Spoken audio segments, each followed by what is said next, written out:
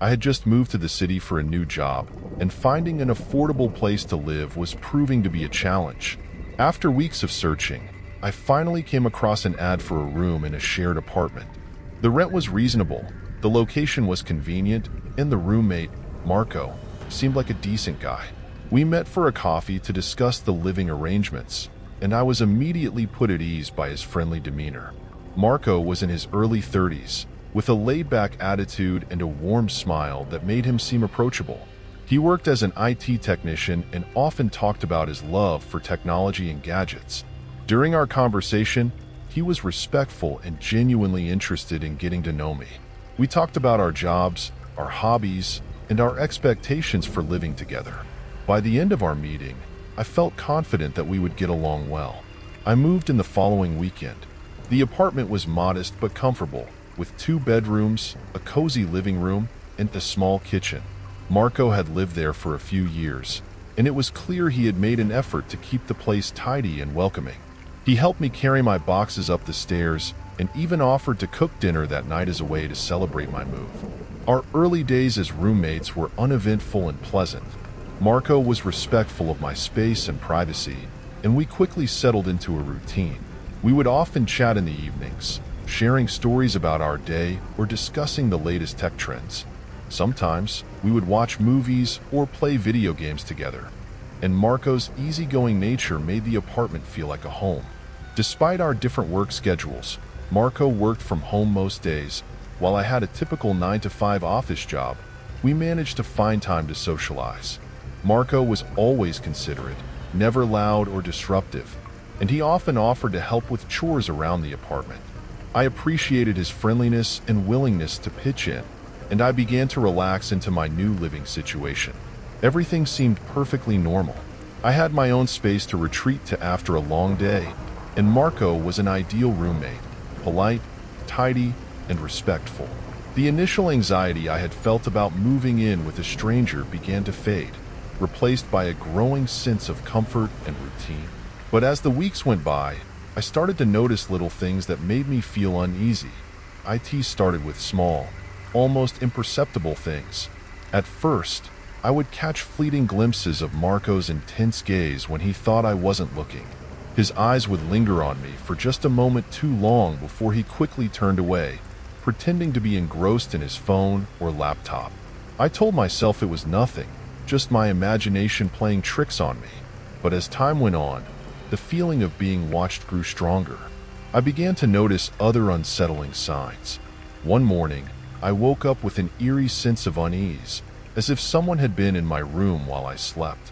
Everything seemed normal at first glance, but a slight shift in the position of my belongings caught my attention. My desk chair was slightly askew, and a book I had left on my nightstand was now on my bed. I tried to convince myself that I had moved them and simply forgotten, but the unease lingered. At night, the apartment took on an ominous atmosphere. I would hear faint, almost imperceptible noises, creaks and rustles that seemed to come from nowhere. The sound of footsteps in the hallway outside my door would make my heart race, but whenever I summoned the courage to check, I found nothing out of place. The unease began to seep into my daily life, making it hard to relax or concentrate on anything. One particularly disturbing incident occurred when I returned home from work one evening.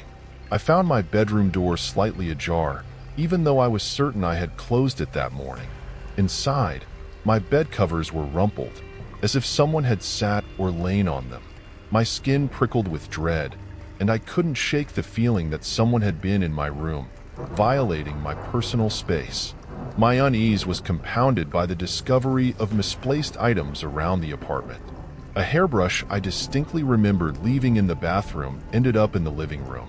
My phone charger, always plugged in next to my bed, mysteriously appeared on the kitchen counter. Each time I found something out of place, my anxiety grew, but I struggled to find a rational explanation. Marco's behavior also became increasingly odd. He would often be up late at night, long after I had gone to bed, and I could hear him moving around the apartment. Once, I found him standing in the darkened hallway, staring at my closed bedroom door. When I asked him what he was doing, he simply shrugged and muttered something about checking the locks. His explanation did little to ease my growing sense of dread. Despite my mounting fear, I hesitated to confront Marco directly. I didn't want to accuse him without concrete evidence, and part of me still clung to the hope that I was overreacting. But as the incidents continued, it became harder to ignore the nagging voice in my head telling me something was very wrong. The feeling of being watched became a constant presence in my life, a shadow that followed me everywhere. I started to dread coming home, knowing that the unease would only intensify within the walls of the apartment. Sleep became elusive, and I would lie awake for hours, listening to every creak and groan of the building, my mind racing with fear and suspicion. The tension reached a breaking point one night when I awoke to the sound of whispering. It was faint but unmistakable, coming from somewhere close by. I lay perfectly still, straining to hear, my heart pounding in my chest. The whispers grew louder, and I realized they were coming from just outside my door. Summoning all my courage, I tiptoed to the door and opened it a crack, but the hallway was empty, the apartment silent once more. It was clear that something sinister was happening, and I knew I couldn't ignore it any longer. The sense of being watched, the unsettling incidents, and Marco's increasingly strange behavior all pointed to a disturbing conclusion. I had to find out what was going on before it was too late. It was a Saturday afternoon, and I decided to spend some time tidying up my room. The past few weeks had been a blur of anxiety and sleepless nights, and I thought organizing my space might help bring some semblance of normalcy back into my life. I started with the bookshelf, methodically dusting and rearranging the titles that had accumulated over the years. As I moved a stack of books to the side, I noticed one that felt strangely heavy. It was a thick, old volume with a worn cover, one I didn't remember buying. Curiosity piqued. I opened the book, and my heart dropped into my stomach. Nestled inside, where the pages should have been, was a small, black camera, its lens staring back at me like a cold, unblinking eye. For a moment, I was frozen in place, unable to comprehend what I was seeing. My mind raced, trying to make sense of the discovery.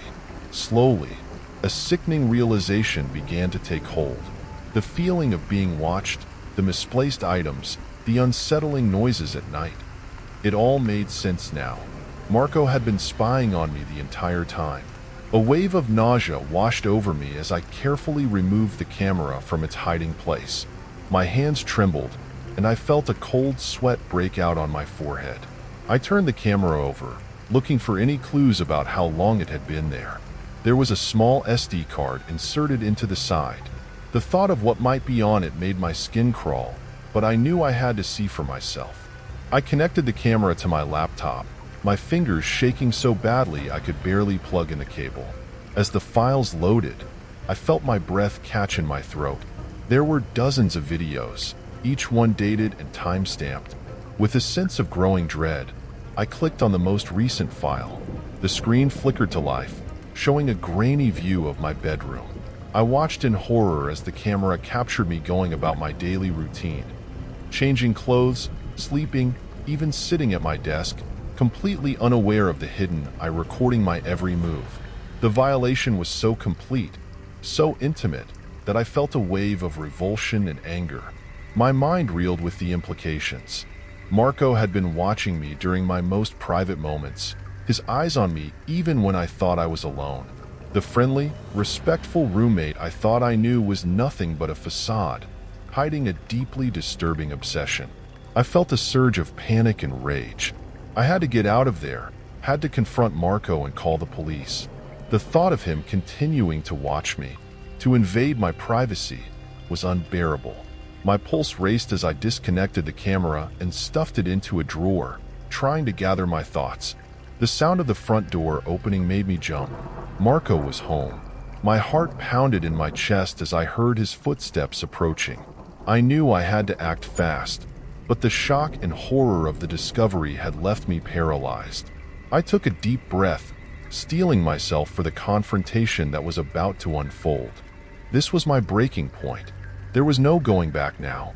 I had uncovered the horrifying truth, and it was time to face the man who had turned my life into a nightmare.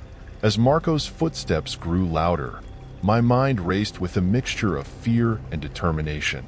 I had to confront him, but the thought of facing him alone sent chills down my spine. I gripped the edge of the desk, trying to steady my shaking hands, and took a deep breath. There was no turning back now. Marco entered the living room, his usual friendly smile on his face. "Hey, how's it going?" he asked, oblivious to the storm brewing inside me. I stood up, my voice trembling but resolute. "Marco, we need to talk." He raised an eyebrow, his expression shifting to one of mild curiosity. "Sure, what's up?" I took a step forward, holding the camera out in front of me. "I found this in my room," I said, my voice cracking with anger and fear. "Care to explain?" For a moment, Marco's face went blank, his eyes flickering with something I couldn't quite place. Then, he forced a laugh, shaking his head. "I don't know what you're talking about. That's not mine." "Don't lie to me," I snapped, my voice rising. "I found it hidden inside a book on my shelf. You've been spying on me, recording me without my knowledge. How could you do this?" Marco's friendly facade began to crumble, replaced by a cold, calculating look. "You're being ridiculous," he said, his voice low and menacing. "Why would I do something like that? You're probably just overreacting." I felt a surge of anger and desperation. "I have proof," I said, holding up the camera. "There are videos on here, Marco. Videos of me in my room, going about my life. You can't deny it." His eyes narrowed, and for a split second, I saw the true nature of the man I had been living with. The mask of friendliness and respect fell away, revealing a predatory, twisted obsession. "You shouldn't have found that," he muttered, taking a step toward me. Fear surged through me, and I backed away, my heart pounding in my chest. "Stay away from me," I warned, my voice trembling. "I'm calling the police." Marco's expression darkened, and he lunged forward, trying to grab the camera from my hands. I stumbled backward, narrowly avoiding his grasp. The look in his eyes was one of pure rage, and it terrified me. I realized then just how dangerous he could be. "Give me the camera," he growled, his voice filled with menace. "You don't know what you're getting yourself into." "Stay back," I screamed, desperately trying to put distance between us. "I'm not afraid to use this evidence against you. The police are on their way." Marco paused, his eyes darting to the door and then back to me. The realization that he was trapped seemed to sink in, and he took a step back, raising his hands in a mock gesture of surrender. "Fine," he spat, his voice dripping with contempt. "Call the police. But this isn't over." With that, he turned and stormed out of the apartment, slamming the door behind him the moment Marco stormed out of the apartment. I knew I couldn't stay there another second. I grabbed my phone and a few essentials, my heart still pounding from the confrontation, and fled the apartment. My hands were shaking as I dialed 911, my voice barely steady enough to explain the situation. The operator's calm reassurances did little to soothe the fear gnawing at my insides. Within minutes, the police arrived. They moved swiftly and professionally, taking the camera and the footage as evidence. I recounted the events, my words tumbling out in a frantic rush, desperate to convey the gravity of the situation. The officers assured me that they would find Marco and bring him to justice. True to their word, it wasn't long before Marco was located and arrested for invasion of privacy. The relief I felt at hearing this news was immense, but it was tainted by the deep, lingering sense of violation and betrayal. Knowing that Marco was behind bars provided some comfort, but it couldn't erase the trauma of what I had endured. I couldn't bring myself to return to the apartment. The place that had once felt like a sanctuary was now tainted with fear and anxiety. I stayed with a friend for a while, trying to piece my life back together and regain a sense of normalcy. But the impact of being spied on, of knowing that someone had watched me during my most private moments, left deep scars. Sleep became elusive, haunted by nightmares of Marco's predatory gaze and the hidden camera's unblinking eye. I would wake up in a cold sweat, my heart racing, and find it impossible to shake the feeling of being watched. The anxiety crept into my daily life, making it difficult to concentrate at work or find joy in activities I once loved. Trust became a fragile, elusive thing. I found myself questioning the motives of everyone around me, fearing that they too might harbor sinister intentions. Even the smallest acts of kindness or friendliness were met with suspicion, my mind constantly on high alert for any signs of danger. The world had become a darker, more threatening place, and I felt isolated in my own fear. Therapy helped, but it was a slow, arduous process. Talking through the trauma, confronting the memories, and learning coping mechanisms provided some relief, but the journey to healing was long. I surrounded myself with supportive friends and family, leaning on them during the darkest moments. Moving into a new apartment was a significant step towards reclaiming my life. I took extra precautions this time, installing security cameras of my own and ensuring that every inch of the space was thoroughly checked. The new environment, free from the shadows of the past, offered a fresh start, but the lingering impact of the invasion of privacy was hard to shake. Over time, the fear began to lessen and moments of peace grew more frequent. I started to rebuild my sense of safety, though trust remained a delicate issue.